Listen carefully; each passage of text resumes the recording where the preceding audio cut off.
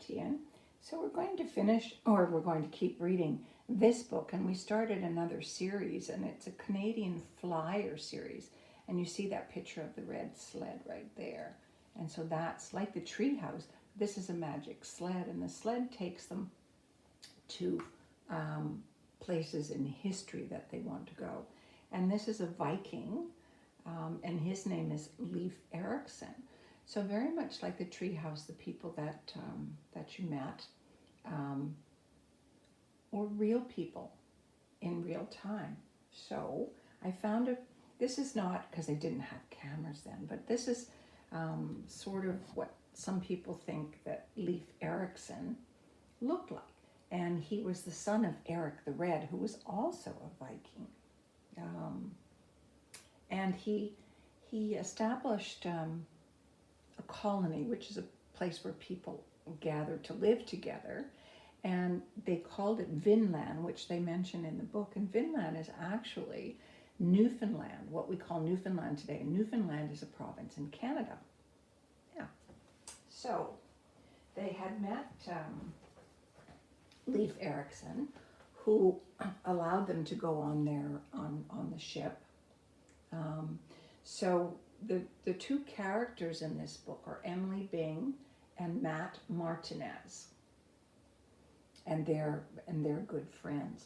So they went on the ship, and then they said that they would be helpful, and so somebody had them cleaning fish, and they were just getting sick at the idea of taking the scales off and all the insides of the fish. So they were going to have a fish feast on the shore when they landed, so that's why they were doing all of these fish. A fish feast, chapter 6. Emily and Matt took long, deep breaths and cleaned another fish, then another and another. Despite their queasy stomachs, queasy means it's like they were going to throw up, they managed to clean all the fish without getting sick. As they scraped the last one, Leif steered the Nore towards shore, and the Nore is the type of ship it was. "We will stay here for the night. We sail again in the morning," he declared. When the ship was close enough to shore, all the Vikings jumped overboard. They waded in the knee-deep water and hauled the Nore up to the beach. They tied the bowline securely to some trees in the forest and hurried to gather wood before dark. Then they lit a huge bonfire. As the sun set, Ty Kier tied long, thick sticks together and placed them teepee-style over the fire. He tied the fish to the wood to cook them. Soon, the smell of cooking fish filled the cool night air. "There is nothing like fresh fish from the sea," said Leif, smacking his lips.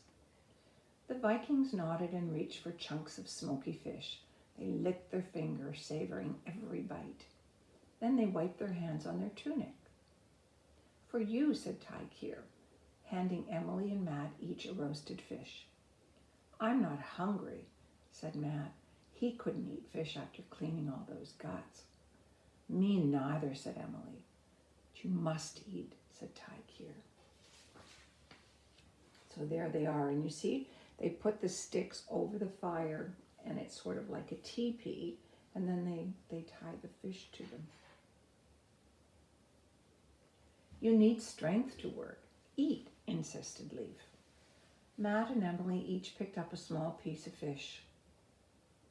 "Here goes," said Matt. He closed his eyes and dropped a tiny piece of fish into his mouth. Then he opened his eyes and smiled. "Hey, Em, try it. It's good," he said. "I don't like fish," said Emily.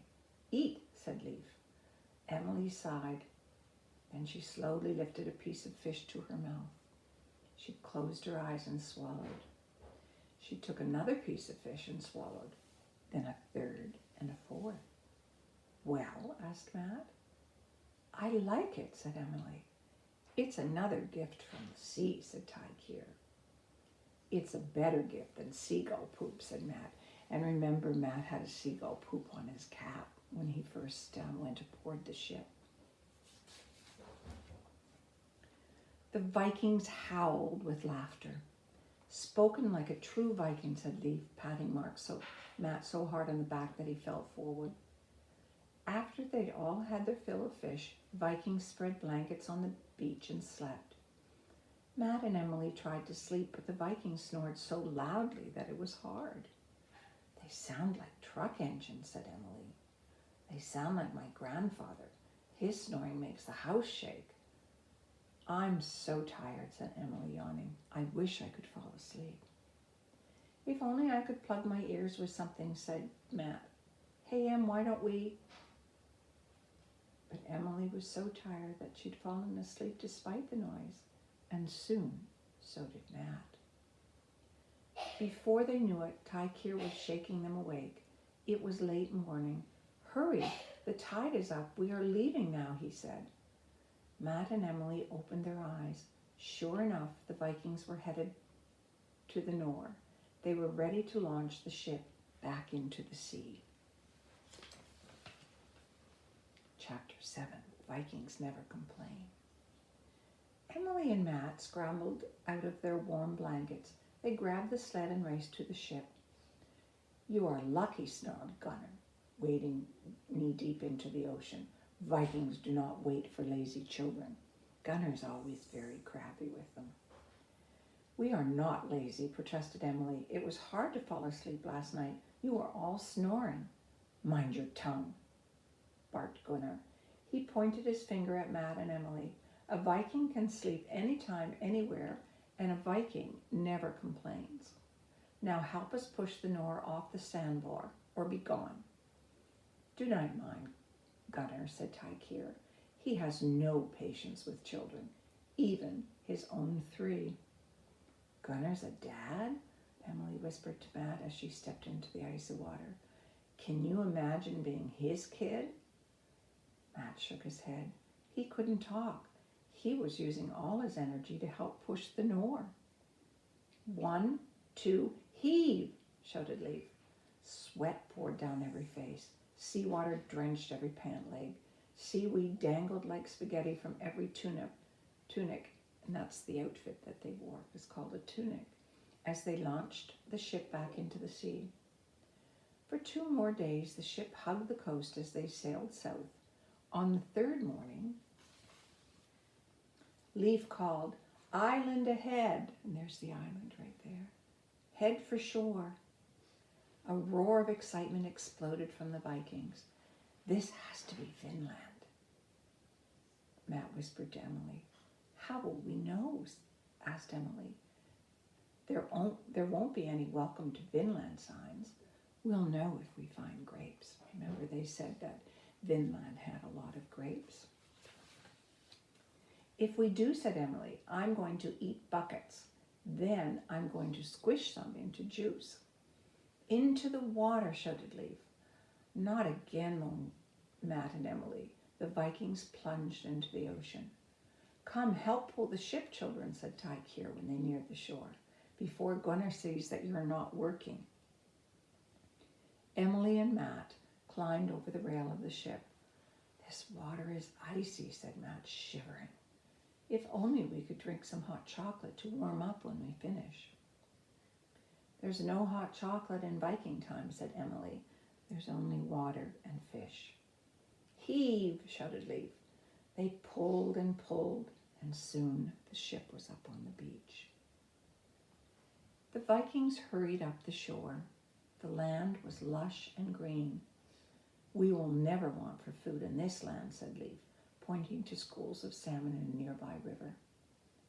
The salmon are so big we will have trouble bringing them to camp, said Gunnar. That is, unless... Gunnar glanced at the sled. Oh no, that's why Gunnar wants the sled. He wants to load it with dead fish, Emily whispered to Matt. Yuck.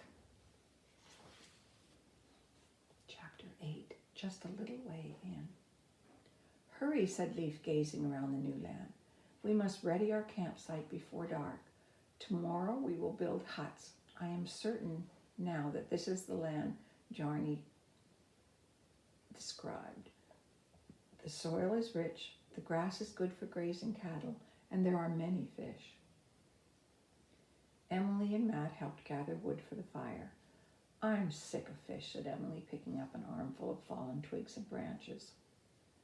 All the Vikings eat is fish. I wish I had a bologna sandwich. I wish I had grilled cheese, said Matt.